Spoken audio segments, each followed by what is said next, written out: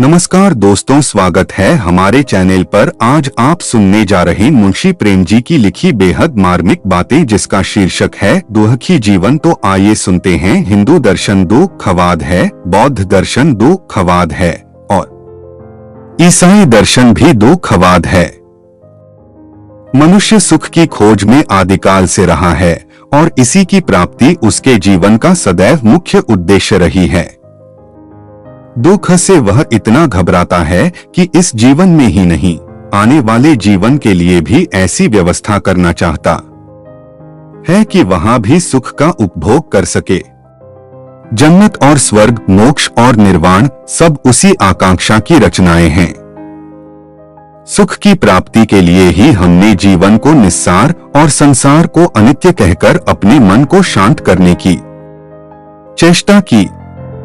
जब जीवन में कोई सार ही नहीं और संसार अनित्य ही है, तो फिर क्यों न इनसे मुंह मोड़कर बैठें। लेकिन हम क्यों दुखी होते हैं? वह कौन सी मनोवृत्ति है जो हमें दुख की ओर ले जाती है? इस पर हमने विचार नहीं किया। आज हम इसी प्रश्न की मीमांसा करेंगे और देखेंगे कि इस अंधकार में कहीं प्रकाश भी मिल सकता है या नहीं।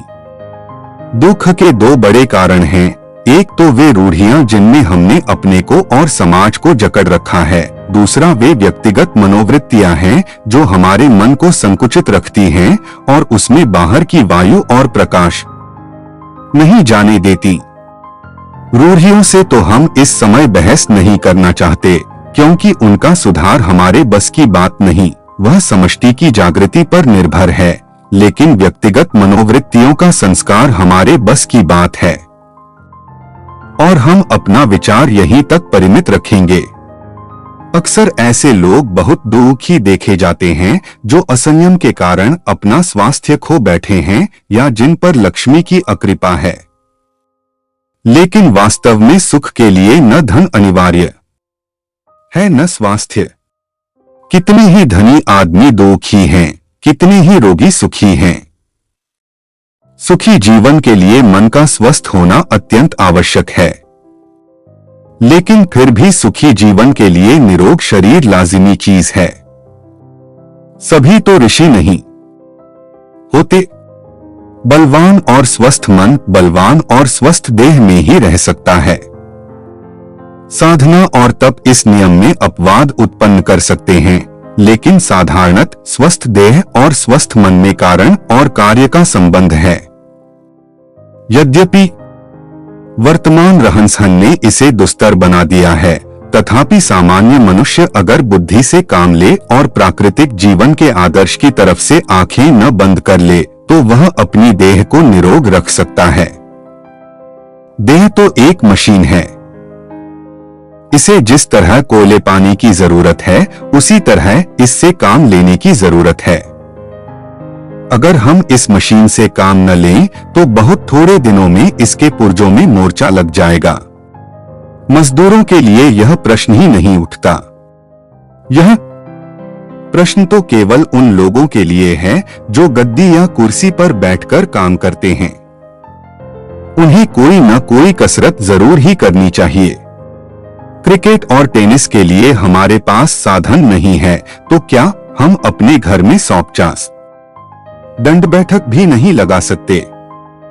अगर हम स्वास्थ्य के लिए 1 घंटा भी समय नहीं दे सकते, तो इसका स्पष्ट अर्थ यही है कि हम सुख को ठोकरों से मारकर अपने द्वार से भगाते हैं। भोजन का प्रश्न भी कुछ कम महत्वपूर्ण नहीं है। क्या चीज किस तरह और कितनी खाई जाए, इस विषय में मूर्खों से अधिक शिक्षित लोग गलती करते हैं। अधिकतर तो ऐसे आदमी मिलेंगे जो इस विषय में कुछ जानते ही नहीं। जिंदगी का सबसे बड़ा काम है भोजन। इसी धुरी पर संसार का सारा चक्र चलता है और उसी के विषय में हम कुछ नहीं जानते। बच्चों में शील और विनय का तथा बड़ों में संयम का पहला पाठ भोजन से आरंभ होता है। यह हास्यास्पद सी बात है, पर वास्तव में आत्मोन्नति का पहला मंत्र भोजन में पथ्यापथ्य का विचार है। दुख का एक बड़ा कारण है अपने ही आप में डूबे रहना। हमेशा अपने ही विषय में सोचते रहना। हम यूं करते तो यूं होते, वकालत पास करके अपनी मिट्टी खराब की, इससे कहीं अच्छा होता कि नौकरी कर ली होती। अगर नौकर हैं तो यह पछतावा है कि वकालत क्यों न कर ली। लड़के नहीं हैं तो यह फिक्र मारे डालती है कि लड़के कब होंगे। लड़के हैं तो रो रहे हैं कि ये क्यों हुए, ये कच्चे बच्चे न होते तो कितने आराम से जिंदगी कटती। कितने ही ऐसे हैं जो अपने वैवाहिक जीवन से असंतुष्ट हैं। कोई मां बाप को कोसता है जिन्होंने उसके गले में जबरदस्ती जुआ डाल दिया, कोई मामा या फूफा को जिन्होंने विवाह पक्का किया। अब उनकी सूरत भी उसे पसंद नहीं। बीबी से आए दिन ठनी रहती है, वह सलीका नहीं रखती, मैली है, फूहड़ है, मुर्दा है या मुहर्रमी है। जब देखो मुंह लटकाए बैठी रहती है। यह नहीं कि पति महोदय दिन भर के बाद घर में आए हैं तो लपक कर उनके गले से लिपट जाए। इस श्रेणी में अधिकतर लेखक समाज और नवशिक्षित युवक हैं। ये दूसरों की बीवियों को देखकर अपनी किस्मत ठोकते हैं, वह कितनी सुघड़ है, कितनी हंसमुख, कितनी सुरुचि रखने वाली। दिन रात बेचारे इसी डाह में जला करते हैं। कुछ ऐसे लोग भी हैं जो चाहते हैं कि सारी दुनिया उनकी प्रशंसा करती रहे। खुद जब मौका पाते हैं अपनी तारीफ शुरू कर देते हैं। वे खुद किसी के प्रशंसक नहीं बनते, किसी से प्रेम नहीं करते, लेकिन इच्छुक हैं कि दुनिया उनके आगे नतमस्तक खड़ी रहे, उनका गुणगान करती रहे। दुनिया उनकी कदर नहीं करती, इस फिक्र में घुले जाते हैं। इससे उनके स्वभाव और व्यवहार में कटुता जाती है। और ऐसे लोग तो घर घर मिलेंगे जो 99 के फेर में पड़कर जीवन को भार बना लेते हैं। संचय संचय, लगातार संचय, इसी में उनके प्राण बसते हैं। ऐसा आदमी केवल उन्हीं से प्रसन्न रहता है जो संचय में उसके सहायक होते हैं, और किसी से उसे सरोकार नहीं। बीबी से हंसने बोलने का उसके पास समय नहीं, लड़कों को प्यार करने और दुलारने का उसे बिल्कुल अवकाश नहीं। घर में किसी से धेले का नुकसान भी हो गया तो उसके सिर हो जाता है। बीबी ने अगर एक आने की जगह 5 पैसे की तरकारी मंगवा ली तो पति को रात भर झींकने का मसाला मिल गया। तुम घर लुटा दोगी, तुम्हें क्या खबर पैसे कैसे आते हैं, आज मर जाऊं तो भीख मांगती फिरो। ऐसी ऐसी दिल जलाने वाली बातें करके आप रोता है और दूसरों को रुलाता है। लड़के से कोई चिमनी टूट गई तो कुछ न पूछो, बेचारे निरपराध बालक की शामत आ गई। मारते मारते उसकी खाल उधेड़ डाली। माना लड़के से नुकसान हुआ, तुम गरीब हो और तुम्हारे लिए 2-4 आने का नुकसान भी कठिन है। लेकिन लड़के को पीटकर तुमने क्या पाया? चिमनी तो जुड़ नहीं गई। हाँ, स्नेह का बंधन जरूर टूटने टूटने हो गया। यह सब अपने आप में डूबे रहने वालों का हाल है। उनके लिए केवल यही औषध है कि अपने विषय में इतनी चिंता न करें, दूसरों में भी दिलचस्पी लेना सीखें, चिड़िया पालना, फूल पौधे लगाना, गाना बजाना, गपशप करना, किसी आंदोलन में भाग लेना। गरज मन को अपनी ओर से हटाकर बाहर की ओर ले जाना ही ऐसे चिंताशील प्रकृति वालों के लिए दुख निवारक हो सकता है। उदासीन प्रकृति वाले भी अक्सर दुख ही रहते हैं। संसार में इनके लिए कोई सार वस्तु नहीं। यह मरज अधिकतर उच्च कोटि के विद्वानों को होता है। उन्होंने संसार के तत्व को पहचान लिया है और जीवन में अब ऐसी उन्हें कोई वस्तु नहीं मिलती जिसके लिए वे जिए। संसार रसातल की ओर जा रहा है, लोगों से प्रेम उठ गया, सहानुभूति का कहीं नाम नहीं, साहित्य का डोंगा डूब गया, जिससे प्रेम करो वही बेवफाई करता है, संसार में विश्वास किस पर किया जाए। यह चीज तो उठ गई, अब लखन से भाई और हनुमान से सेवक कहा। यह उदासीनता अधिकतर उन्हीं लोगों में होती है जो संपन्न हैं, जिन्हें जीविका के लिए कोई काम नहीं करना पड़ता, मजे से खाते हैं और सोते हैं।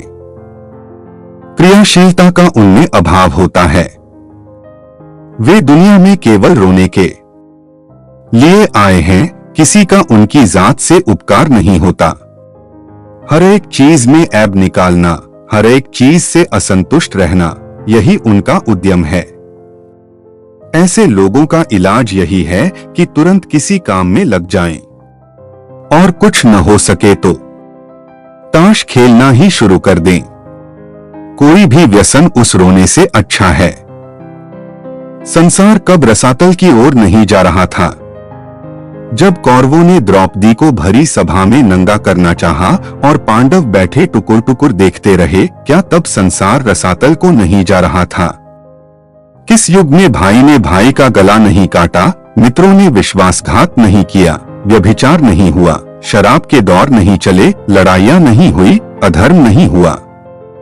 मगर पृथ्वी आज भी वही है जहां 10,000 बरस पहले थी। न रसातल गई न पाताल, और इसी तरह अनंत काल तक रहेगी। संदेह जीवन का तत्व है। स्वस्थ मन में सदैव संदेह उठते हैं, और संसार में जो कुछ उन्नति है उसमें संदेह का बहुत हाथ है। लेकिन संदेह क्रियाशील होना चाहिए, जो नित नए आविष्कार करता है, जो साहित्य और दर्शन की सृष्टि करता है। संसार अनित्य है तो आपको इसकी क्या चिंता है? विश्वास मानिए, आपके जीवन में प्रलय न होगा, और अगर प्रलय भी हो जाए तो आपके चिंता करने की वजह? जो सबकी गति होगी वही आपकी भी होगी। घर से बाहर निकलकर देखिए, मैदान में कितनी मनोहर हरियाली है, वृक्षों पर पक्षियों का कितना मीठा गाना हो रहा है, नदी में चांद कैसा थिरक रहा है।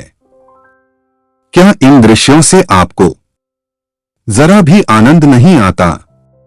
किसी झोपड़ी में जाकर देखिए, माता फाके कर रही हैं, पर कितने प्रेम से बालक को अपने सूखे स्तन से चिमटाए हुए हैं। पत्नी अपने बीमार पति के सिरहाने बैठी मोती बरसा रही है और ईश्वर से मनाती है कि पति की जगह वह खुद बीमार हो जाए। विश्वास कीजिए, आप सेवा और त्याग तथा विश्वास के ऐसे ऐसे कृत्य देखेंगे कि आपकी आंखें खुल जाएंगी। हो सके तो उनकी कुछ मदद कीजिए, प्रेम करना सीखिए। उस उदासीनता की, उस मानसिक व्यभिचार की यही दवा है। आजकल दुख की एक नई टकसाल खुल गई है, और वह है जीवन संग्राम। जीवन संग्राम, जिधर देखिए यही आवाज सुनाई देती है।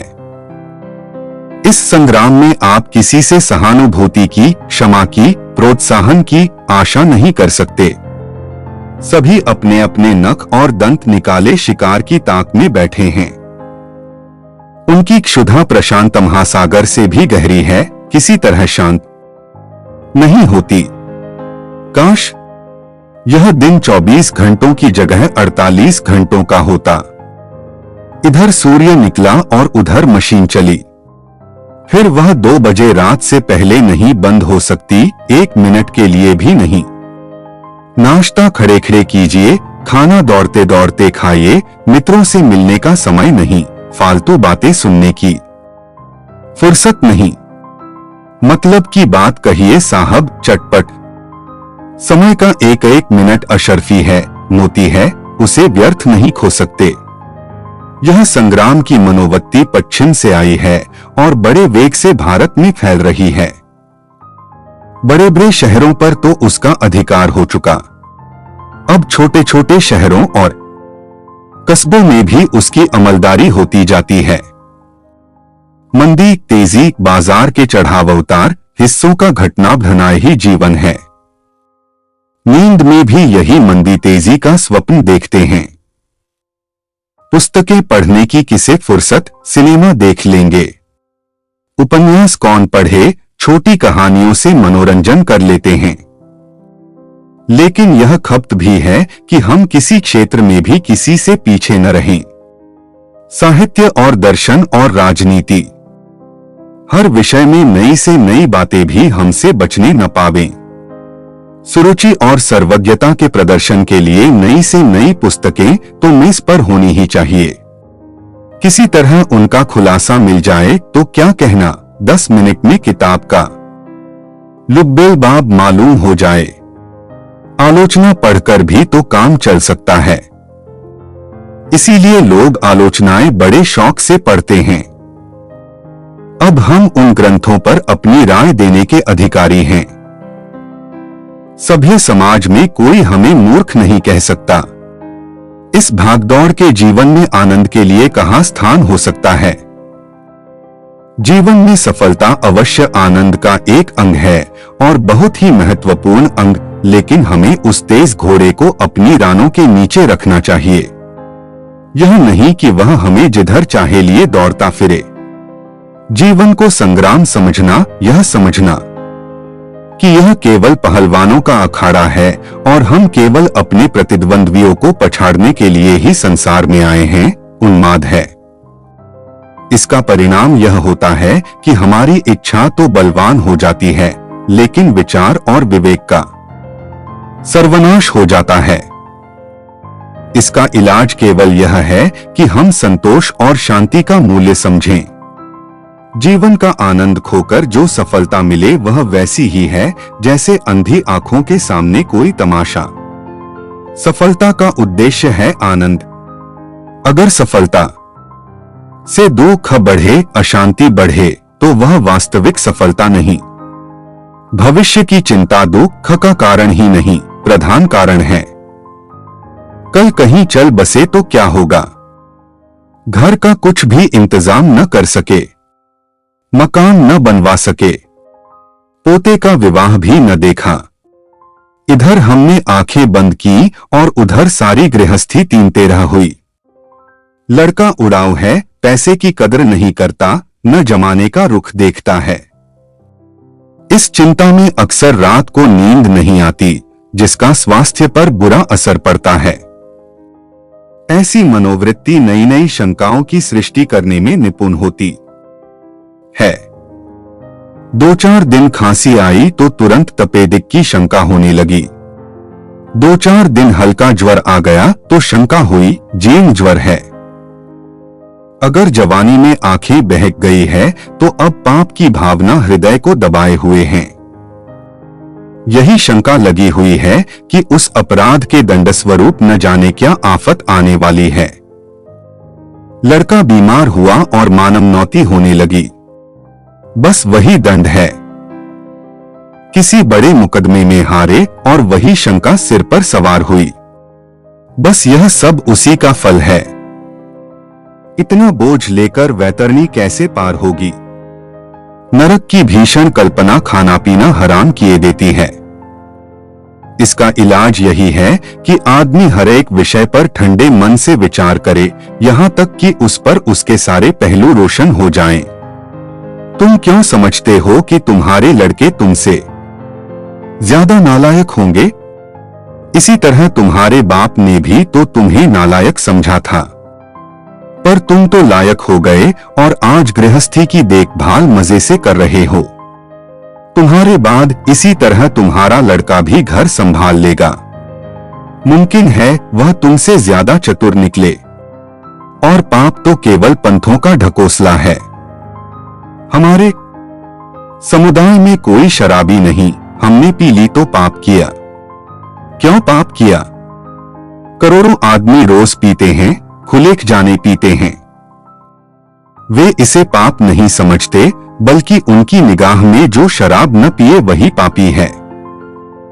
हमारे कुल में मांस खाना वर्जित है, हमने खा लिया तो कोई पाप नहीं किया। सारी दुनिया खाती है, फिर हमारे लिए ही क्यों मांस खाना पाप है? पाप वही है जिससे अपना या दूसरों का अहित होता हो। अगर शराब पीने से तुम्हारे सिर में दर्द होने लगता है या तुम बहककर गालियां बकने लगते हो तो बेशक तुम्हारे लिए शराब पीना पाप है। अगर तुम शराब के पीछे बाल बच्चों को खाने पीने का कष्ट देते हो तो बेशक शराब पीना तुम्हारे लिए पाप है, उसे तुरंत छोड़ दो। इसी तरह मांस खाने से अगर तुम्हारे पेट में दर्द होने लगे तो वह तुम्हारे लिए वर्जित है। मांस ही क्यों, दूध पीने से तुम्हारी पाचन क्रिया बिगड़ जाए तो दूध भी तुम्हारे लिए वर्जित है।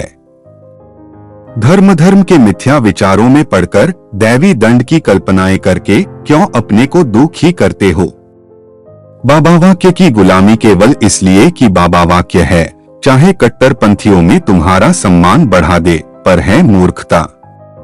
स्वयं विचार करो कि वास्तव में दुष्कर्म क्या है।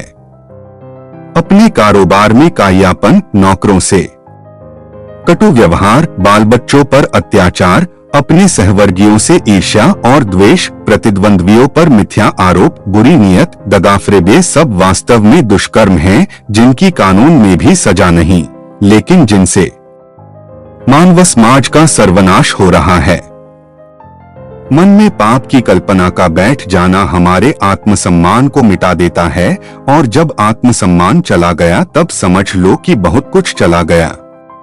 पापाक्रांत मन सदैव ईर्ष्या से जला करता है, सदैव दूसरों के ऐब देखता रहता है, सदैव धर्म का ढोंग रचा करता है।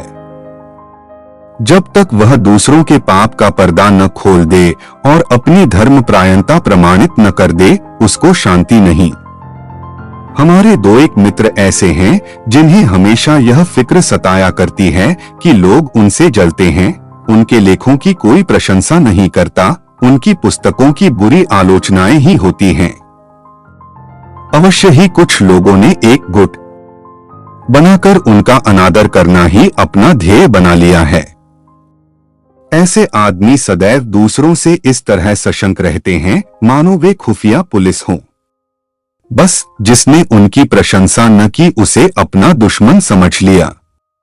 इसका कारण इसके सिवा और क्या है कि वे अपने को उससे कहीं बड़ा आदमी समझते हैं जितने वे हैं। संसार को क्या गरज पड़ी है कि उनके पीछे हाथ धोकर पड़ जाए। हम अपनी रचना को अमूल्य समझें, इसका हमें अधिकार है, लेकिन दूसरे तो उसे तभी अमूल्य समझेंगे जब वह अमूल्य होगी। यह मनोवृत्ति जब बहुत बढ़ जाती है तब आदमी अपने लड़कों को ही अपना बैरी समझने लगता है। वह कदाचित आशा करता है कि उसके लड़के अपने लड़कों से ज्यादा उसका ख्याल रखें। यह अस्वाभाविक है। किसी को यह अधिकार नहीं कि वह किसी दूसरे को, चाहे वह उसका लड़का ही क्यों न हो, उसके स्वाभाविक मार्ग से हटाकर अपनी राह पर लगाए।